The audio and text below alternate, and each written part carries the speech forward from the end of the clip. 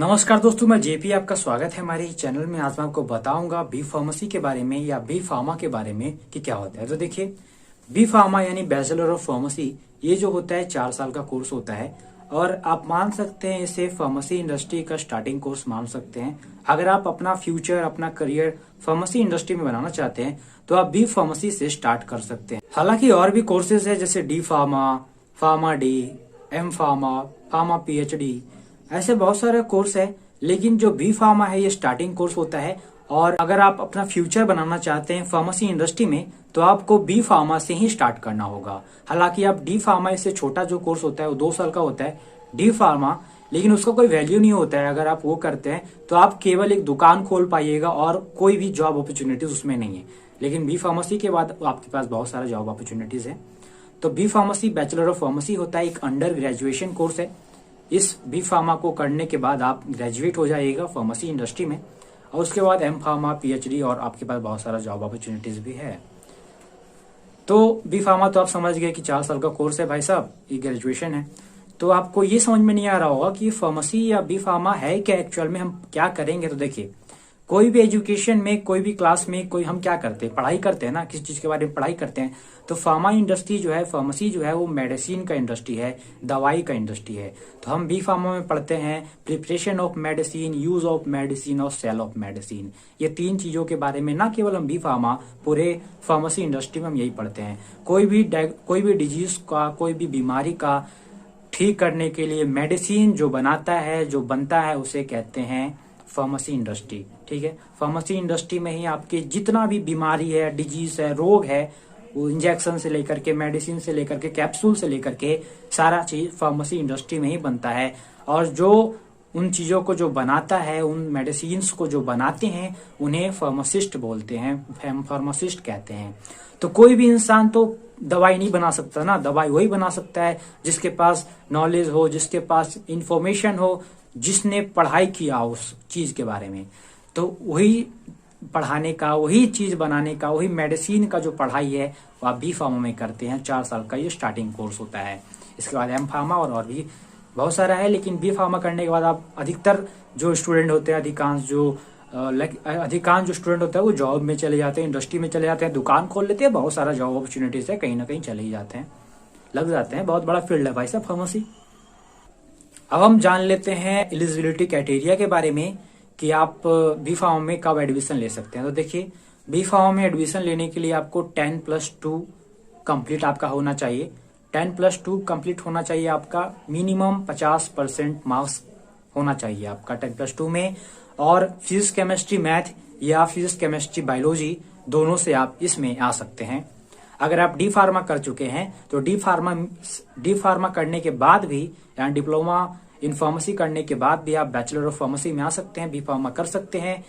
आप अगर D pharma कर चुके हैं तो डायरेक्टली आपका एडमिशन हो जाएगा इसमें 2nd ईयर में, यानी आपका ये 3 साल का हो जाएगा अगर आप डी फार्मा कर चुके हैं तो। अगर हम एडमिशन प्रोसेस की बात करें तो देखिए, यहाँ 2 तरह की कॉलेजेस है, एक है गवर्नमेंट, एक है प्राइवेट। जो गवर्नमेंट कॉलेजेस है वो तो एंट्रेंस एग्जाम के थ्रू आपका एडमिशन लेती है। वो तो स्टेट गवर्नमेंट या सेंट्रल गवर्नमेंट दोनों पे जो है ये निकालती है एंट्रेंस एग्जाम अपने अपने स्टेट के लिए। दूसरा है प्राइवेट कॉलेजेस। प्राइवेट कॉलेजेस में कोई एंट्रेंस एग्जाम नहीं होता है, डायरेक्टली एडमिशन आपका हो जाता है डोनेशन देने पर, या डायरेक्टली एडमिशन ऐसे भी कर लेते हैं। बी फार्मेसी का अगर हम सिलेबस की बात करें तो सिलेबस क्या होता है बी फार्मेसी में? बी फार्मा आपका 4 साल का कोर्स होता है जिसमें आपको 8 सेमेस्टर होता है। एक सेमेस्टर आपका 6 महीने का होता है और हर 6 महीने में आपको एक एग्जाम देना होता है, यूनिवर्सिटी एग्जाम। उसके बाद ही आप नेक्स्ट सेमेस्टर में जा पाते हैं और हर 6 महीने में आपका पूरा किताब, कॉपी, बुक सारा चीज चेंज होता है। यानी हर 6 महीने में एक नया क्लास, आप ऐसे समझ सकते हैं इसे। चलिए अब हम कोर्स का फी जान लेते हैं कि बी फार्मा का कोर्स का फी क्या होता है। तो देखिए, जो गवर्नमेंट कॉलेजेस हैं उनका तो फी बहुत कम होता है, 40,000, 60,000, 80,000 इस तरह से होता है। लेकिन जो प्राइवेट कॉलेजेस है उनका फी बहुत हाई होता है। प्राइवेट कॉलेजेस में हर कॉलेजेस का फी जो है अलग अलग है। वो अपनी मतलब किस यूनिवर्सिटी से एफिलेटेड है, क्या फैसिलिटी आपको प्रोवाइड कर रही है, कितना बड़ा कैंपस है, कितना नामी ग्रामी वो यूनिवर्सिटी या कॉलेजेस है, उस पर डिपेंड करता है उनका फी। जो मिनिमम फी है कॉलेजेस में, प्राइवेट कॉलेजेस में, वो है 80,000 रुपया और मैक्स जो है वो 5 लाख, 10 लाख, 15 लाख कुछ भी हो सकता है, लेकिन मिनिमम 80,000 रुपया आपका पर ईयर खर्च होता है। ओके, सिर्फ एजुकेशन में, रहना, खाना, यूनिवर्सिटी चार्ज अलग है। अब हम बात कर लेते हैं career option and job opportunities के बारे में। चलिए, हमने बी फार्मा तो कर लिया, 4 साल अपना दे दिया, पैसा भी लगा लिया, तो क्या जॉब अपॉर्चुनिटीज है, क्या करियर ऑप्शन है हमारा बी फार्मेसी करने के बाद, कौन कौन सा जॉब हमारे पास है।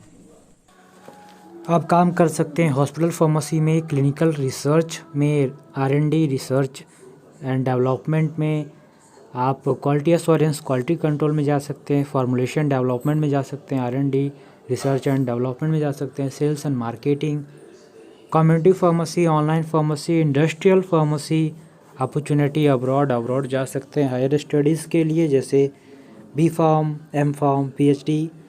अगर हम जॉब्स की बात करें इन गवर्नमेंट सेक्टर तो drug inspector, food inspector, B pharma jobs in railway, central government jobs जैसे एम्स जैसे बड़े बड़े हॉस्पिटल जो सेंट्रल गवर्नमेंट के थ्रू चलाई जाती है, उनमें भी बी फार्मेसी मतलब होता है, मांगते हैं उसमें। आर्मी, नेवी, एयरफोर्स, इसमें भी बी फार्मेसी की डिमांड होती है, और भी बहुत सारा जॉब अपॉर्चुनिटीज़ आपके पास है। सैलरी आफ्टर बी फार्मा, चलिए हमने कोर्स के बारे में बात कर लिया, ये भी जान लिया कि कितना जॉब अपॉर्चुनिटीज़ है, तो अब ये जानते हैं कि सैलरी क्या होगा हमारा, कितना सैलरी हमें मिल सकता है स्टार्टिंग में। बी फार्मेसी करने के बाद स्टार्टिंग में क्या पेमेंट होगा हमारा। देखिए, अगर मैं पेमेंट की बात करूँ तो गवर्नमेंट सेक्टर में जो है 45,000 या 55,000 से आपका पेमेंट स्टार्ट होता है। जैसे अगर आप ड्रग इंस्पेक्टर बन जाते हैं तो 52,000 या 55,000 से आपका जो पेमेंट स्टार्ट होता है। अगर आप गवर्नमेंट हॉस्पिटल में एज अ फार्मेसी ज्वाइन करते हैं तो आपका 35,000 या 45,000 आपका पेमेंट होता है। हॉस्पिटल पे डिपेंड करता है कि स्टेट गवर्नमेंट या सेंट्रल गवर्नमेंट का हॉस्पिटल है, कौन सा हॉस्पिटल है। अगर आप सिटी में जैसे मुंबई, दिल्ली, कोलकाता है ना, ऐसे अगर सिटी में काम करते हैं किसी हॉस्पिटल में तो आपको 75,000 या 80,000 भी पेमेंट हो सकता है। मतलब क्या है कि गवर्नमेंट सेक्टर में आपका पेमेंट हाई होगा। अगर मैं प्राइवेट की बात करूँ तो प्राइवेट सेक्टर में आप अगर बी फार्मेसी के बाद इंडस्ट्रियल फार्मेसी में जाते हैं तो आपका 8,000 से 15,000 या 20,000 पेमेंट होगा। 8,000 मिनिमम से लेकर के 20,000 रुपया, 25,000 रुपये तक आपका पेमेंट होगा। स्टार्टिंग पेमेंट आपका इतना ही होगा क्योंकि आपके पास एक्सपीरियंस और नॉलेज थोड़ा कम होगा, इसलिए स्टार्टिंग पेमेंट आपका प्राइवेट सेक्टर में बहुत कम लगाया जाता है। मैं जो पेमेंट बता रहा हूँ ये प्राइवेट सेक्टर में, ये कोई MNC कंपनी का नहीं बता रहा हूँ, कोई ब्रांडेड मेडिसिन बनाने वाली कंपनी के बारे में नहीं बता रहा हूँ, एक लोकल कंपनी के बारे में बता रहा हूँ जो जेनरिक मेडिसिन बनाती है। उस कंपनी में अगर आप लगते हैं तो आपका पेमेंट 8,000 से 20,000 के अंदर होगा। अगर आप MNC कंपनी में लगते हैं जो ब्रांडेड मेडिसिन बनाती है, जिनका ब्रांच बहुत बड़ा है, बहुत ज़्यादा है, और बहुत बड़ी कंपनी में अगर लगते हैं फार्मेसी इंडस्ट्री में तो आपका पेमेंट हाई होगा, ज़रूर हाई होगा। 75,000, 80,000, 35,000 आपका पेमेंट हाई होता है। देखिए, पेमेंट डिपेंड करता है आपके डिग्री पे, आपके नॉलेज पे और आपकी एक्सपीरियंस पे।